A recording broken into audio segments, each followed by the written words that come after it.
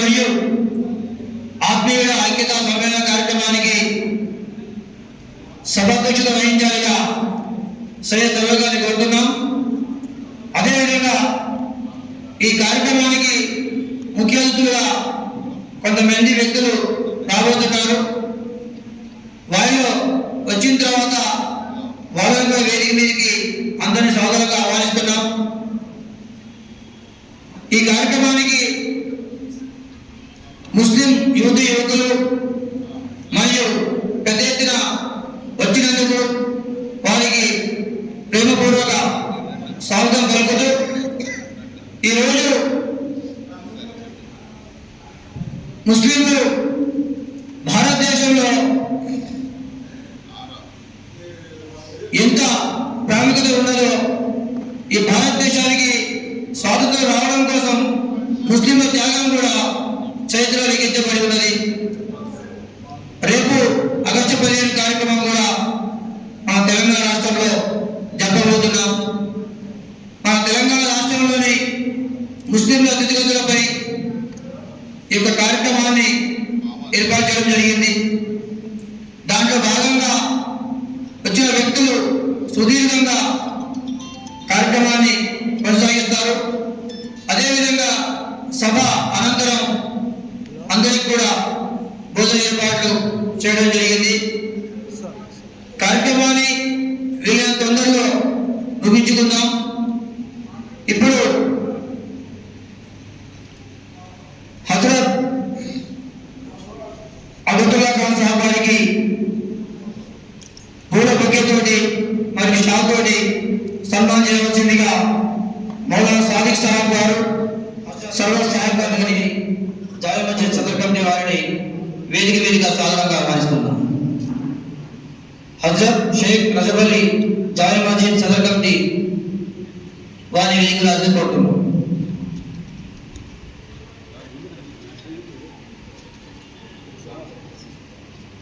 వేదికకి సాధారణంగా ఆహ్వానిస్తున్నాం. హాజీ జహంగీర్ స్వామి గారిని కూడా వేదిక మీద ఆహ్వానించడం కోరుతున్నాం. अस्सलामु अलैकुम व रहमतुल्लाहि व बरकातुहू। लबों पर जब मेरे आका का नाम होता है, दरूद पढ़ती हूँ और मेरा काम होता है। वहाँ पे आके फरिश्ते भी दरूद पढ़ते हैं, जहाँ पे जिक्र नबी सुबह शाम होता है। रसूल पाक की तारीफ जो भी करते हैं कि दो जहाँ में उनका ही नाम होता है, उनका ही नाम होता है।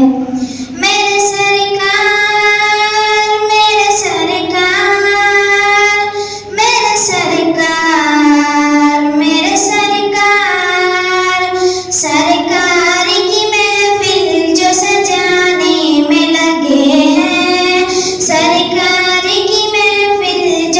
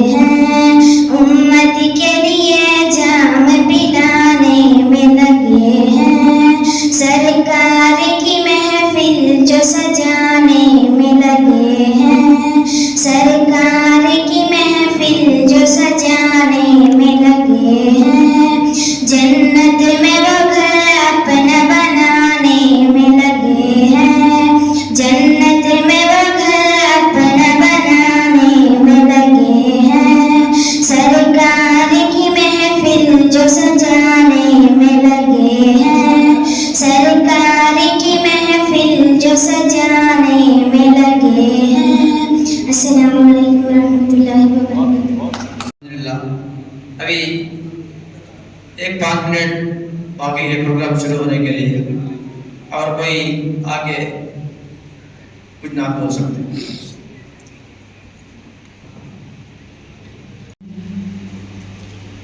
कि हर यकीनन बाशऊर रखने वाला फर्द ये जानता है कि इस्लाम के खिलाफ, इस्लाम के जो है अहकामात के खिलाफ, शरीयत के खिलाफ मुसलमानों को दिन ब दिन जो है तंग किया जाता जा रहा है,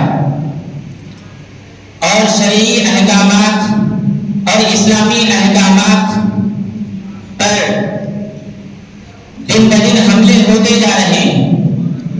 जैसे मसलन हिजाब पर और नमाजों की अदायगी खुले मैदान में अदा करने पर, और इसी तरह लाउड स्पीकर के जरिए से अजान देने पर पाबंदी आयद की जा रही है। ऐसी सूरत हाल में हमको जो है 3 काम करने चाहिए। हमको पहली बात ये है कि हम अपने ईमान को जो है मजबूत करना है, हम अपने ईमान को मजबूत बनाना है, अपने आमाल को और अपने अखलाक को दुरुस्त करना है। अल्लाह कुरान शरीफ के अंदर फरमाते हैं कि वला तहिनु वला तहज़नु व अंतुम अल-आलौना इन कुंतुम मुमिनीन, कि कमजोर मत पड़ो, रंजीदा मत हो, रंज मत हो, यकीनन तुम की सरबलंद रहोगे अगरचे कि तुम ईमान वाले हो। तो मतलब ये है कि हमारे अंदर ईमान है, हम अपने ईमान को अगर मजबूत करना चाह रहे हैं, हम ईमान के तकाज़ों पर अगर हम अमल करेंगे तो यकीनन कामयाबी हमारी ही रहेगी, यकीनन कामयाबी हमारी ही रहेगी। अल्लाह का जो है फरमान है, अल्लाह का जो है ऐलान है, अल्लाह का वादा है कि फलन तजिद लिसुन्नतिल्लाहि तब्दीला व फलन तजिद लिसुन्नतिल्लाहि तहवीला, कि अल्लाह का जो वादा है, अल्लाह का जो हुक्म है, उसमें किसी किस्म का कोई तब्दीली नहीं हो सकती उसमें, और अल्लाह का जो फैसला है उस फैसले के अंदर कुछ भी चेंजेस नहीं हो सकते, कुछ भी तब्दीली नहीं हो सकती। बाज़ाब्ता जो ज़ाब्ता है वो हमेशा से है और हमेशा रहेगा। और दूसरी बात यह है कि हम हमारे अपने आमाल को इस्लाम का जो पैगाम है, जो सच्चा पैगाम है, वो दूसरों तक पहुंचाना है। कि यकीनन अल्लाह ताला, अल्लाह के रसूलुल्लाह सल्लल्लाहु अलैहि वसल्लम ने हम सबको जो तालीम दी है, हम सबको जो पढ़ाया है, जो तालीम दी है। నమస్కారం. ముఖ్యంగా మసీద్ రెహమానియా వారికి నా యొక్క కృతజ్ఞతలు. అంతేకాకుండా ఈ వేదికపై ఈ యొక్క కార్యక్రమానికి విచ్చేసినటువంటి మన అతిథులు అమ్జదుల్లా గారికి, అలాగే విచ్చేసినటువంటి ఎమ్మెల్యే గారికి, అలాగే తోటి మాజీ సర్పంచులు కానీ ఇక్కడ ఉన్నటువంటి ప్రజాప్రతినిధులు, అలాగే ఎల్లప్పుడూ ముస్లిం కమ్యూనిటీ యొక్క పరువుని, అస్తిత్వాన్ని కాపాడుతున్నటువంటి మన మసీద్ కమిటీకి సంబంధించిన మౌలానాలకి, అలాగే మిగతా వాళ్ళందరికీ కూడా ఇక్కడ కృతజ్ఞతలు తెలియజేసుకుంటూ, అలాగే రాషిద్ గారికి, అలాగే వారి టీంకి కూడా तमाम लोगों को मेरे अस्सलाम वालेकुम। मैं एक्चुअली क्या है, मुसलमान किस तरह इस देश के अंदर देश के आज़ादी में हिस्सा लिया।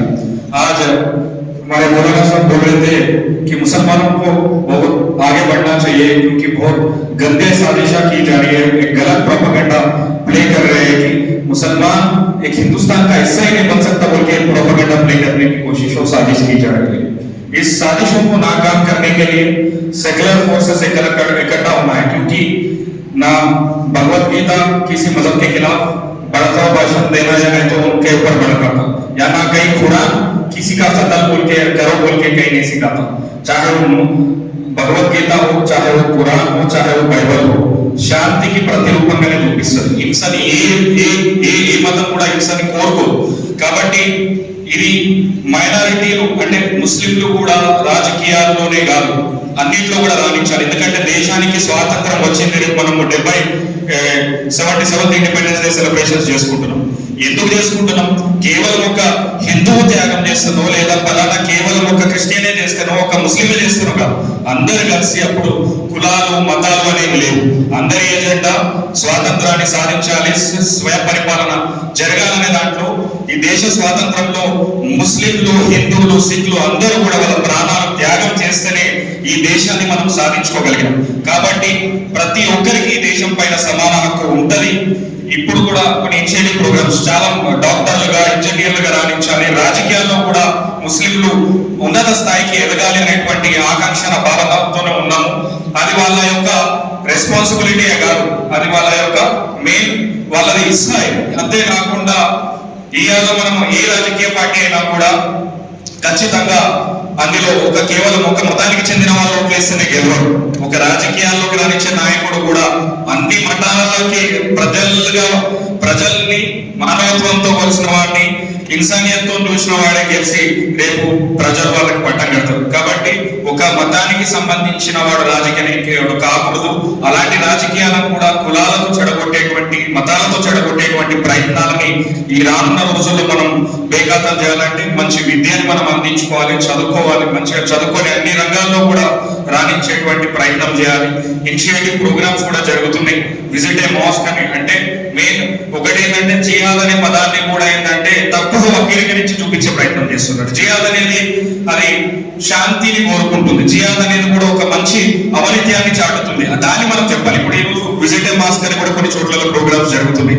ఏమని మస్జిద్ ని విజిట్ చేయండి ఒక రోజు అని. ఎందుకంటే ఇస్లాం ఏం బోధిస్తుంది, ఏం చెప్తుంది, అసలు ఇస్లాంలో ఏముంది అనేది కూడా వెళ్ళి దాన్ని మనం చూస్తున్నాం. రంజాన్ వచ్చినా మనం వెళ్తున్నాం. నేను ఒక హిందూ అయ్యి ఉండి నా పేరు సాయితేజ రావు, నేను కూడా ఇంట్రెస్ట్ గా నేను ఉర్దూనే ఎంచుకున్నా. ఎందుకంటే ఇంట్రెస్ట్ తెలుగు నాకు వచ్చు, నా మాతృభాష తెలుగు అయినప్పటికీ నాకు ఉర్దూలో పాండిత్యం కావాలి కాబట్టి నేను ఉర్దూలో కూడా నేర్చుకున్నా. నేను కూడా లా ఇలాహ ఇల్లల్లాహ్ ముహమ్మద్ రసూలుల్లాహ్ నేను కూడా కల్మా చదువుతాను.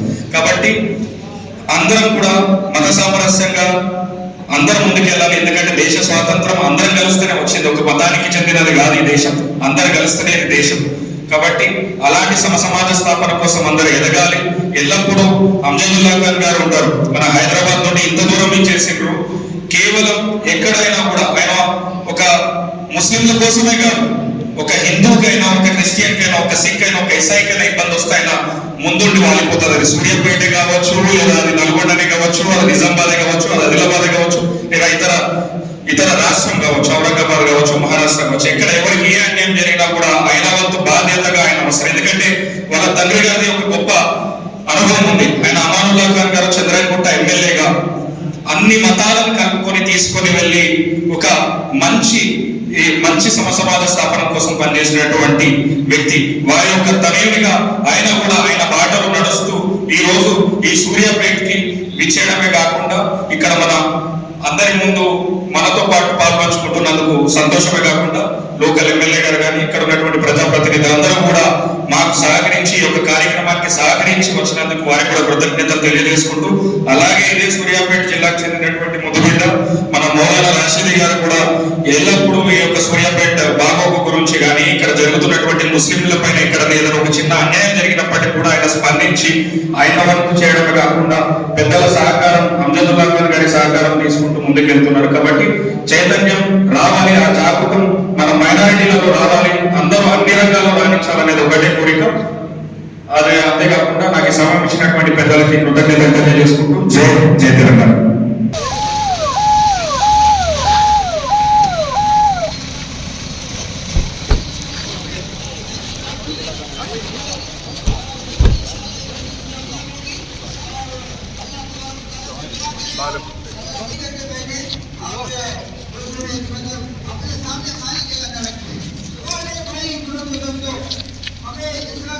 अपने अंदर पैदा करना है और अपने अंदर दुनिया का शोर पैदा करने के लिए कोई जरूरी नहीं है कि आदमी का होना जरूरी है।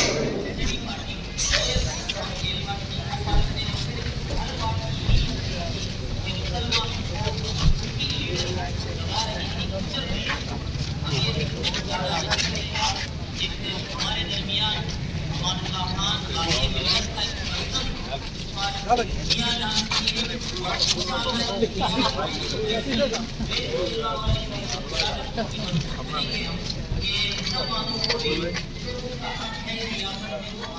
ఈనాటి మహిళ సమాజ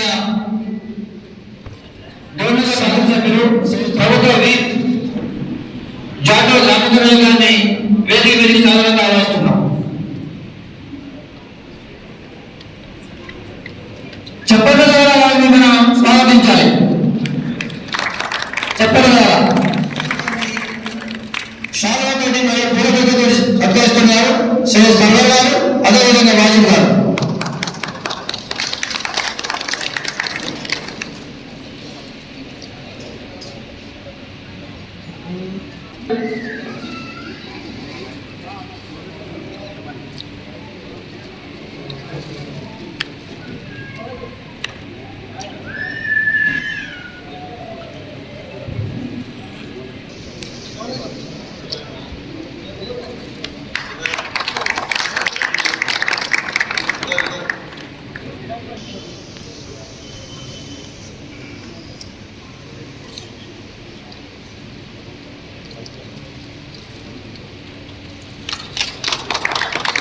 थोड़ा जल्दी आइए भाई.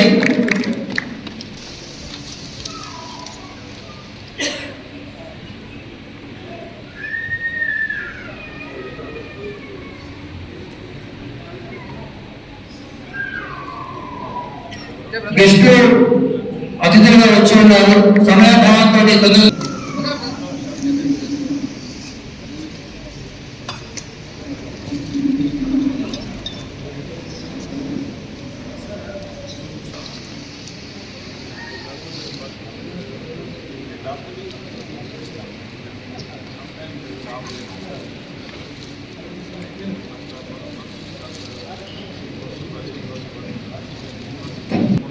मेहमान पहुंचने आगे वो लोग बात करना है.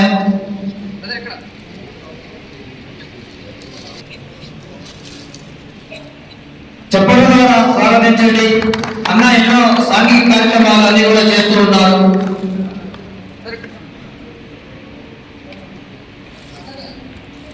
మాజీ సర్పంచ్ శ్రీ పార్లమెంటు రామరావు గారిని సత్కరించవలసిందిగా షేక్ మహబూబ్ బాషా గారిని కోరుతున్నాం.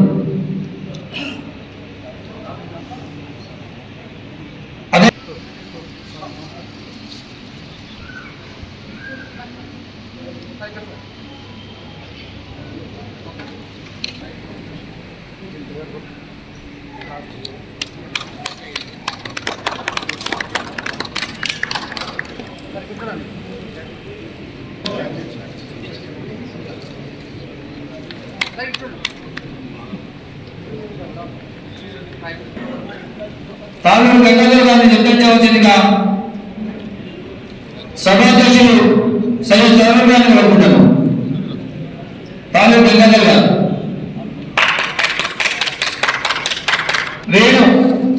వేణు గారు బీసీ సంఘం మహబాద్ జిల్లా అధ్యక్షులు వారిని సత్కరించవలసిందిగా షేక్ గోరే గారిని కోరుతున్నాం.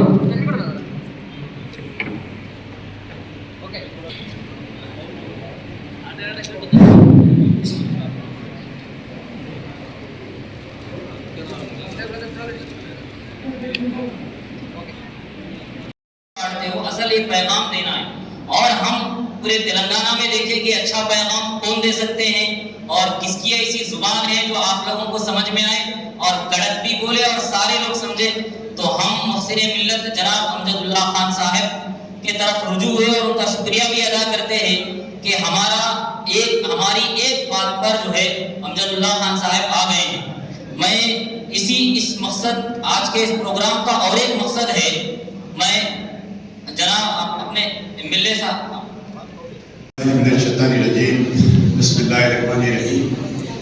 Respected MLA Dornakal Assembly Constituency doctor Ramchandra Nayak साहब, इस मीटिंग में आपका इस्तेमाल किया जाता है.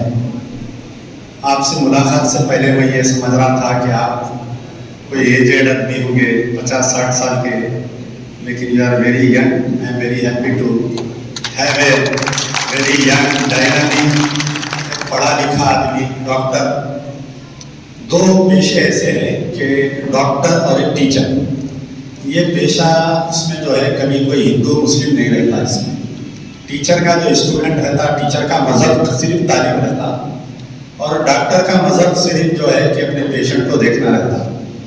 तो एक डॉक्टर जब एमएलए बनता है, डॉक्टर राजशेखर रेड्डी साहब भी एमएलए थे, कितने अच्छे स्कीम्स लाए थे आपको मालूम है कि आरोग्य शरीफ के मुसलमानों के लिए रिजर्वेशन। तो मैं उम्मीद करता हूँ कि this doctor also will be a good doctor for all his constituency. आपकी तो बहुत तारीफ होती है ये कॉन्स्टिट्यूंसी में। और मैं ये चौथी मरतबा महबूबाबाद ये बंगला, क्या नाम इसका, आरी पेड़ा बंगला, तो चौथी मरतबा आया हूँ दोरनाकल असेंबली कॉन्स्टिट्यूंसी में। आगे चल के वो बात बोलूँगा कि मैं किस लिए आया था और किस लिए यहाँ पर हूँ। मीटिंग का उन्वान है कि मुसलमानों का मुस्तकबिल क्या है। देखिए 2014 से पहले हिंदुस्तान के मुसलमानों का मुस्तकबिल, फ्यूचर कुछ और था। 2014 के बाद से कुछ और होने लगा है। जब से मरकज़ में बीजेपी की सरकार आई है, एक तरफ दूसरे छोटे पार्टियों को ख़त्म करते जाना, और कांग्रेस में जो सेकुलर लीडर्स हैं जैसे गांधी फैमिली है, एक 2-3 ऐसे फैमिली से हिंदुस्तान में जो मुसलमानों की बात करते हैं और फासिस्ट ताकतों के मुकाबले में वो लोग लड़ रहे हैं, लड़ते आए हैं। एक गांधी फैमिली है, एक लालू प्रसाद यादव की फैमिली है, मुलायम सिंह फैमिली है, ऐसे 2-3 फैमिली से। तो 2014 के बाद से आप देखिए कि आपको मुसलसल मसरूफ़ रखा गया। आपको कभी बुर्जे की बुनियाद पे, कभी नकाब के नाम पे, कभी आपको गोश्त के नाम पर, कभी आपके लिबास के नाम पर, कभी आपको दाढ़ी के नाम पर, कभी आपको पगड़ी के नाम पर, ये आपको मसरूफ़ रखा गया। आप जब भी टीवी चैनल खोलते हैं तो कहीं ना कहीं दाढ़ी के ऊपर बहस हो रही है। आप टीवी चैनल खोलते हैं तो बुर्जे के ऊपर बहस हो रही है, नकाब के ऊपर बहस हो रही है, और हमारे भी लीडर जाएंगे टीवी चैनल पर बैठ के। आपको इसलिए मसरूफ़ रखा गया था ताकि आप जो है अपने हुकूक को भूल जाए। आपके क्या हुकूक है हिंदुस्तान में? आप ना अपनी बस्ती में सड़क पूछ सकते, ना पानी पूछ सकते, ना लाइट पूछ सकते, ना आपके कब्रिस्तान को दीवार पूछ सकते, ना आपकी मस्जिद को फंड्स पूछ सकते। इसलिए आपको एक दूसरे मसाइल में मसरूफ़ रखा गया और हम भी मसरूफ़ हो गए। फिर उसके बाद में एनआरसी की बात आई। एनआरसी के ऊपर आप देखिए कितना, तकरीबन 3 महीने लगातार एजुटेशन चलता रहा। लेकिन ये 2014 से लेके 2023 तक मरकज़ में बीजेपी थी। हम समझ रहे थे कि यहाँ पर स्टेट में तेलंगाना में केसीआर साहब के साथ, हम उनके लड़के केटीआर के साथ, कविता के साथ, हरीश राव के साथ, संतोष के साथ हम बहुत घूमे तेलंगाना एजुटेशन में। आप देख सकते हैं कि जब तेलंगाना एजुटेशन चल रहा था 2002 से लेकर 2012 तक, बहुत मुस्लिम लोग आने के लिए डर रहे थे शहर में, ग्रेटर हैदराबाद में। लेकिन अजलाओं में, डिस्ट्रिक्ट्स में मुस्लिम्स जैसा कि जमात उलमा है, जमात इस्लामी है, ये बढ़ चढ़ के हिस्सा ले रहे थे तेलंगाना एजुटेशन में। केसीआर साहब बहुत वादे करे, 12% रिजर्वेशन मैं वो करता हूँ, फिर उसके बाद में बोले कि मैं घर बना के देता हूँ मुस्लिम्स को, मैं नौकरियाँ देता हूँ मुस्लिम्स को, मैं फलाना देता हूँ। लेकिन पूरे 9 साल में सिर्फ चॉकलेट हमको मिलते रहा। हमको क्या मिला? बीआरएस की गवर्नमेंट में 9 साल में 9 मसाजिद को शहीद कर दिया गया तुम्हारी, और आपकी क़यादत खामोश रही, खामोश बैठी हुई रही। आपके लोग जितने बीआरएस के साथ में थे, मुस्लिम लीडर कुछ नहीं बोले। यहाँ तक के हालिया इलेक्शन में भी बीआरएस की तायीद करे वो लोग। जब कर्नाटका का इलेक्शन आया, काबिल मुबारकबाद है कर्नाटका के जो उलमाए दीन है, ये रोड पर निकले, सड़क पर निकल के बीजेपी का मुकाबला करे, आरएसएस का मुकाबला करे, जिसका नतीजा था कि कांग्रेस सरकार वहां पर बनी। आज एक स्पीकर यूटी खादर के रूप में वहां पर है, वहां पर 2 या 3 मिनिस्टर्स वहां पर हैं। तो जैसा कर्नाटका में लहर चली, उसी दिन ही हम समझ गए थे कि आने वाली सरकार तेलंगाना में जो है कांग्रेस की सरकार रहेगी। ये मामू की सरकार से, बीआरएस की सरकार से मुसलमान बदसन हो गए थे। इनकाउंटर्स हुए, आपको मालूम होना चाहिए, यहाँ से थोड़ी दूर पर जो आलेर का इनकाउंटर हुआ था, 5 मुसलमानों को शहीद कर दिया गया। हिंदुस्तान में कहीं भी जुडिशियल कस्टडी में कभी भी हिंदुस्तान में नहीं हुआ। बीजेपी के दौर में कोई बीजेपी की रियासत में नहीं हुआ, बल्कि बीआरएस की गवर्नमेंट में इनकाउंटर्स हुए थे। तो बड़ी उम्मीदें थी, हमने बहुत मेहनत की। गाँव हर मस्जिद के कमेटी वाले लोग निकल कर गाँव फिरे तेलंगाना में, और जिसकी शक्ल में आज आपके सामने डॉक्टर एक एमएलए बनकर बैठा है। और यहाँ पर उसकी सरकार रेवंत रेड्डी की सरकार आई है। आज ये मीटिंग उस वक्त पर हो रही है कि 76 इंडिपेंडेंस डे हम मना रहे हैं, तो मैं 77 इंडिपेंडेंस डे हम मना रहे हैं। आपको याद होगा कि एक साल पहले भी हमें जमहूरिया मनाया गया था, जब 75वां सालाना जश्न मनाया गया था। तो जब केसीआर के पीरियड में एक भी फोटो मुस्लिम फ्रीडम फाइटर की नहीं लगाई थी, याद है नहीं है आप लोगों को? बताइए। मौलाना अब्दुल कलाम आजाद की तक फोटो नहीं लगाए थे, एक भी मुसलमान फ्रीडम फाइटर की नहीं लगाए थे। बल्कि तेलंगाना की तारीख में हिंदुस्तान, आप लोग फख्र करिए कि उस मुल्क से आपका ताल्लुक है जो मौलवी अलाउद्दीन मक्का मस्जिद का इमाम है। मक्का मस्जिद का इमाम ऐलान करता है 1857 का जब रेवोल्यूशन आता है, जब अंग्रेजों के खिलाफ में ब्रिटिश रेसिडेंसी पे हमला किया गया था, आप लोगों को याद है, मक्का मस्जिद का एक इमाम मौलवी अलाउद्दीन मक्का मस्जिद में जलसा करके वहां से मक्का मस्जिद के दामन से जुलूस निकलता है और ब्रिटिश रेसिडेंसी आज जो कोठी पे वुमेन्स कॉलेज है उस पर ब्रिटिश के गवर्नर उस वक्त के गवर्नर के घर पर हमला किया जाता है, पुलिस फायरिंग की जाती है, कई मुसलमान शहीद होते हैं, मौलवी अलाउद्दीन को कई गोलियां लगते हैं, पूरी जिंदगी वो जेल में रहते हैं। इसी बेगम बाजार का एक तुर्रेबाज खान था, तुर्रेबाज खान वहां से जब बेगम बाजार में वो ब्रिटिश फौज का एक सिपाही है, सिपाही रहने के बावजूद वो ब्रिटिश फौज से बगावत करता है तुर्रेबाज खान। आज जाओ आपकी कोठी पर जो उस्मानिया मेडिकल कॉलेज के बाजू में जो बड़ी एक स्टैचू लगी हुई है वो तुर्रेबाज खान की है। बड़े शर्म की बात है कि बीआरएस गवर्नमेंट हिंदू जो हमारे हैदराबाद के 2-3 गिने चुने जो फ्रीडम फाइटर थे जो 1857 में, उनको 9 साल में कुछ नहीं दिया गया, यहाँ तक कि उनकी फोटो नहीं लगाई गई।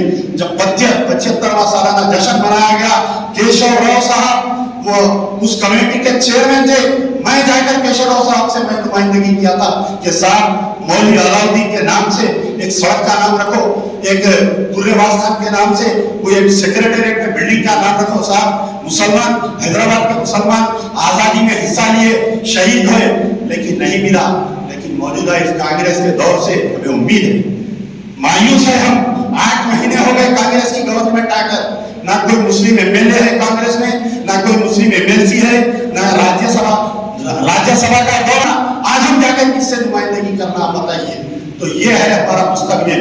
अभी हम कांग्रेस के राहुल गांधी, हमने कांग्रेस के राहुल गांधी को देखकर मुसलमान कांग्रेस को वोट दिया है, प्रियंका गांधी को हम देखकर वोट दिए हैं, सोनिया गांधी को हम देखकर वोट दिए हैं। हमें उम्मीद है कि हमारे साथ आने वाले दिनों में हमारे साथ इंसाफ किया जाएगा। तेलंगाना के मुसलमान जितना अगियार को मिलता है हमको भी मिलना चाहिए, ये हमारा हक बनता है। हाउसिंग बोर्ड जब घरे आजाद होंगे तो हमको मिलना चाहिए, जब जमीन ब्लड बैंकिंग जब दूसरे अगियार को मिलेगा तो हमको मिलना चाहिए। तो ये चंद बातें थी कि आप लोग जो है माइंड करिए, आप लोग एमएलए फंड आता है, आप लोग जाइए अपने एमएलए के पास। आपके कब्रिस्तान को अगर दीवार नहीं है, एमएलए फंड से आप जाइए, एमएलए साहब से नुमाइंदगी करिए। हमारे लोगों में सबसे बड़ी कमी रहती है कि हम जाकर इलेक्शन आता है, कैंडिडेट आते हैं मस्जिद को, मदरसे को कैंडिडेट आते हैं, खुला पिनाते, शाल उड़ाते, इलेक्शन हो जाता।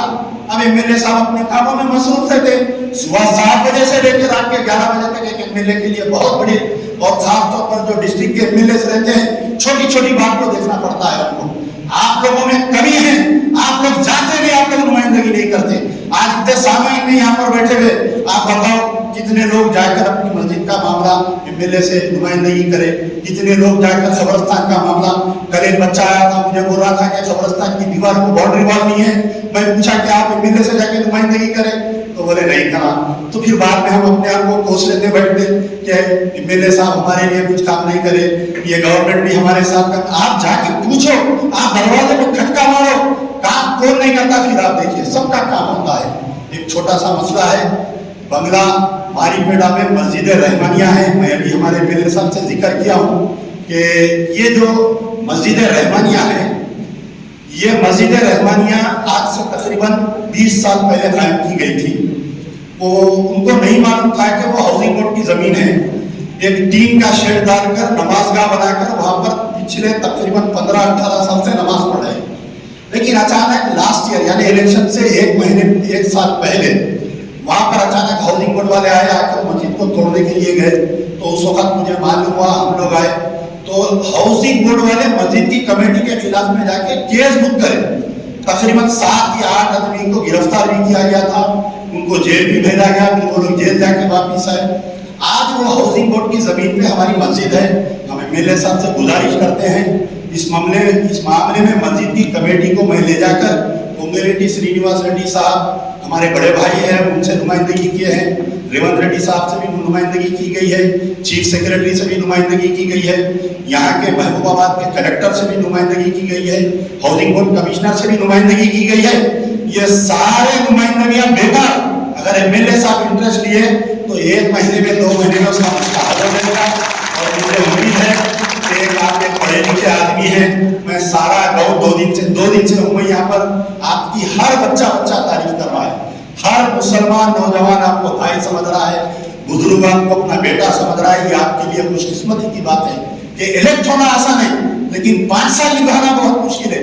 क्योंकि मैं भी एक पॉलिटिकल फैमिली को बिलोंग करता हूँ। पिछले 28 साल मेरे वालिद एमएलए थे, मरहूम गाजी मिल्लत अलहक मोहम्मद अमानुल्लाह खान साहब।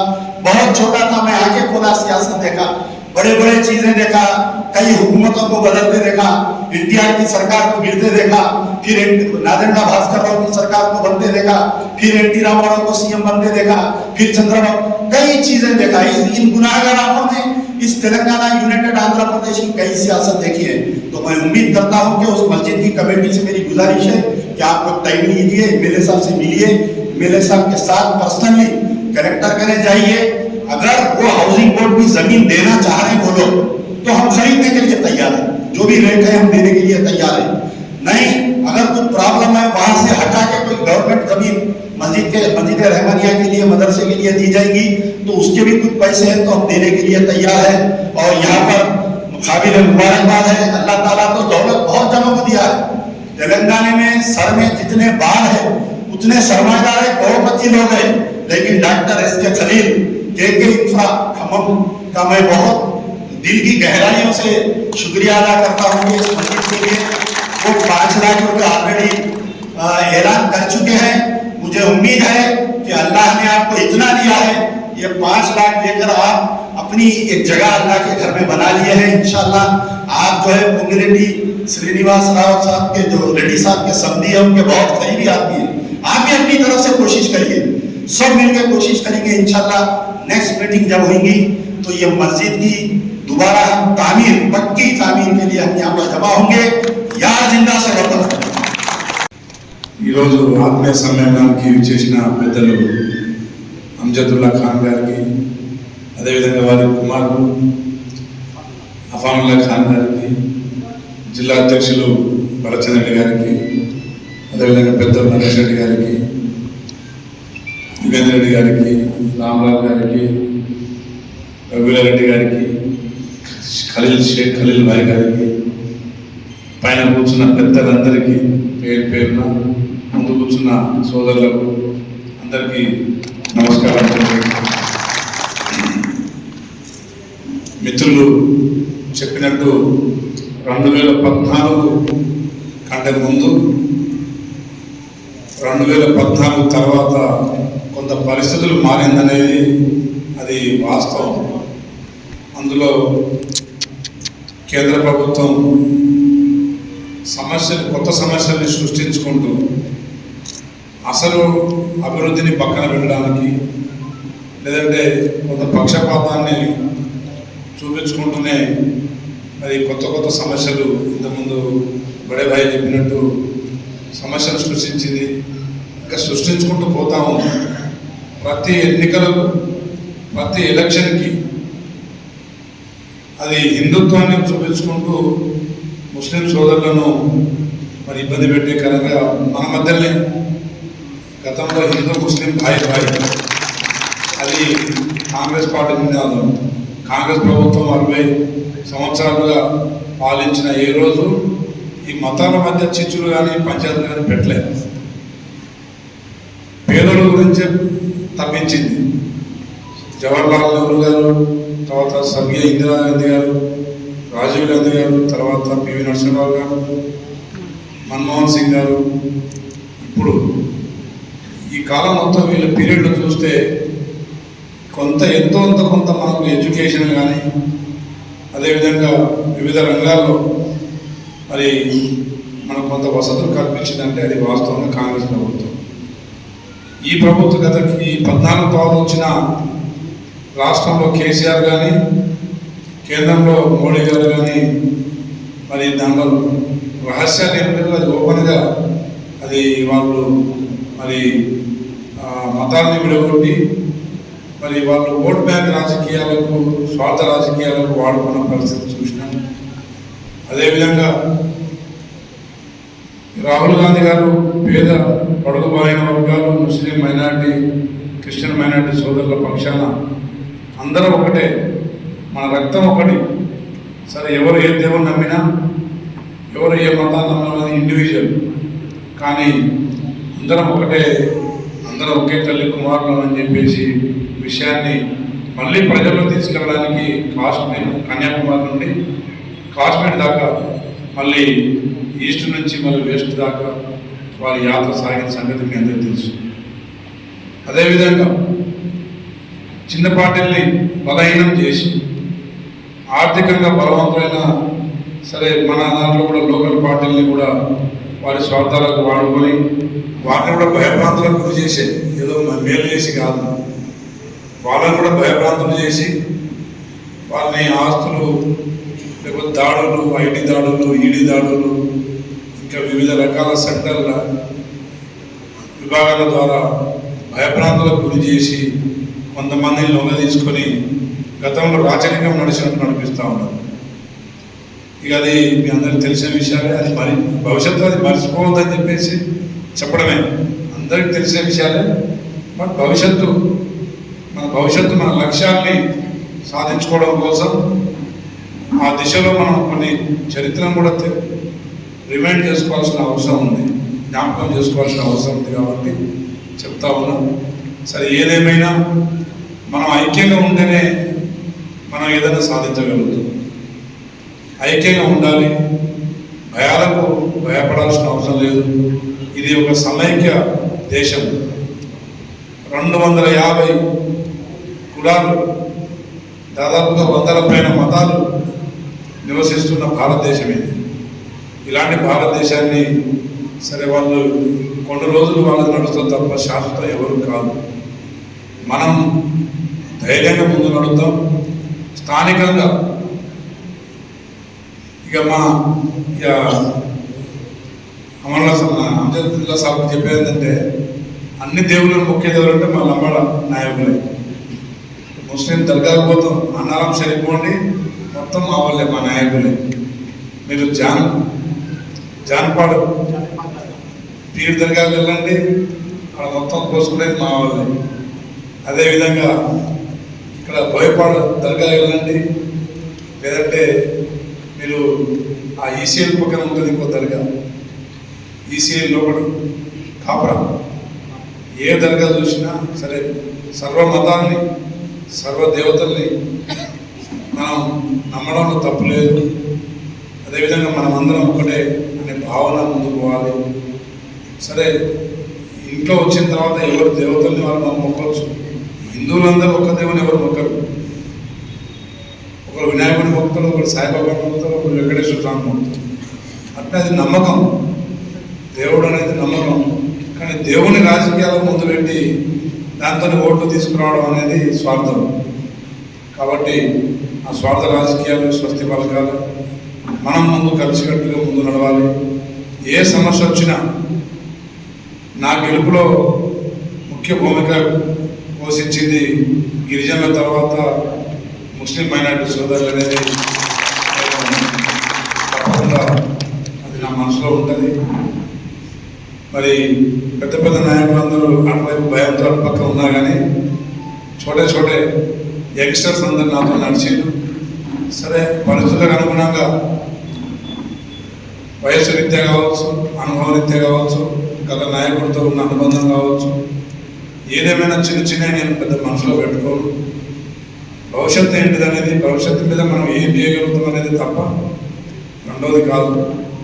గతంలో ఇక్కడ మన పెద్దలు స్వర్గీయ నూకల రామచంద్ర రెడ్డి గారు కావచ్చు, అదేవిధంగా సురేంద్ర రెడ్డి గారి పాలన కావచ్చు, ఇప్పుడు మన కాంగ్రెస్ ప్రభుత్వం ముస్లిం మైనారిటీ సోదరులను, గిరిజన దళిత సోదరులను సమానంగా తీసుకెళ్లే ఆలోచనలో ముఖ్యమంత్రి రేవంత్ రెడ్డి గారు ముందుకు సాగుతూ ఉన్నారు. రాహుల్ గాంధీ గారి పర్యవేక్షణలో, వారి అడుగుజాడల్లో రేవంత్ రెడ్డి గారు ఒక నిస్వార్థమైన రాజకీయ నాయకుడు. వారు ఏది స్వార్థంతోనే కానీ, ఏది స్వలాభం కోసం కానీ, లాభాపేక్షతో కానీ రాజకీయాలు చేయట్లేదు. పేదోళ్ళని ఇట్లా పైకి తేవాలి, పేదోళ్లకు అన్ని మౌలిక వసతులు ఎలా కల్పించాలి, పేదవాడికి చెందాల్సిన ప్రతి పథకం పేదవాడికి ఎట్లా చేరాలి, అదేవిధంగా అభివృద్ధితో పాటు సంక్షేమ పథకాలు కూడా ఫలాలు కూడా ఏ విధంగా పేదవాడికి చేరాలనే లక్ష్యంతోనే ముందుకు సాగుతూ ఉన్నారు. కాబట్టి తప్పకుండా కాంగ్రెస్ ప్రభుత్వం మనందరి ప్రభుత్వం, కాంగ్రెస్ పాలన మనందరి పాలన. తప్పకుండా మీకు ఇంతమంది చెప్పినట్టు మసీద్ రెహమానియా మరి హౌసింగ్ బోర్డుది సమస్య ఇప్పుడే పెద్దలు చెప్పారు. గతంలో ఎవరు నా దృష్టి కూడా తీసుకురాలేదు. తప్పకుండా దాన్ని ఏ విధంగా మనం పరిష్కరించవచ్చు అనేది తప్పకుండా దాన్ని పరిష్కరించుకుందాం. అదేవిధంగా నా ఎన్నికల్లో కూడా నాకు ఒక రిక్వెస్ట్ పెట్టారు మన టౌన్ ప్రెసిడెంట్ తాజుద్దీన్ కానీ, అఫ్సర్ భాయ్ కానీ, మీరు గతంలో కబ్రస్థాన్కి compound wall, road, electric facility, అదేవిధంగా ఇంకొకటి షాదీఖానా డోర్నకల్లో సగం కట్టి వదిలేసి ఇక్కడ స్టార్ట్ కాలేదు. తప్పకుండా ఇవి ఒక్కొక్కటిగా కొంచెం ఆర్థిక లోటు బడ్జెట్లో ఉన్నాం. గత ప్రభుత్వం మొత్తం మింగేసి ఖాళీ చేసిపోయింది. కాబట్టి గత ప్రభుత్వం చేపట్టిన కొన్ని మంచి పనులను కొనసాగిస్తూనే షాదీ మన ఏది కళ్యాణ లక్ష్మి కావచ్చు, అదేవిధంగా మన ప్రాజెక్టులు కావచ్చు, ఆరోగ్యశ్రీ కావచ్చు, కొన్ని మంచి పథకాలను కొనసాగి గతంలో మనం స్టార్ట్ చేసినాయి అవి కొనసాగిస్తూనే మళ్ళీ ఇవ్వాల్సిన పథకాలను కూడా ఇచ్చిన హామీలు కూడా నిలబెట్టుకునే ఒక గట్టి సంకల్పంతో ముఖ్యమంత్రి గారు ముందు సాగుతూ ఉన్నారు. కాబట్టి రైతు రుణమాఫీ కూడా మాట ఇచ్చిన నిలబెట్టుకున్నాం. హౌసింగ్ పొంగులేటి శ్రీనారెడ్డి గారు కూడా ప్రతి సంవత్సరానికి ప్రతి నియోజకవర్గానికి 3,500 ఇండ్లు మినిమం ఇవ్వాలనే ఒక గట్టి ఆలోచనతో ముందుకు పోతా ఉన్నారు. త్వరలోనే అస్సలు లేని నిరుపేదలకు కొన్ని ఇండ్లు కూడా వచ్చే పరిస్థితి. ప్రతి సంవత్సరానికి వారు 10 సంవత్సరాల్లో ఈ నియోజకవర్గంలో కేవలం 2,200 ఇండ్లే సగం కట్టేసి వదిలేసి అవి కూడా పూర్తి కాదు.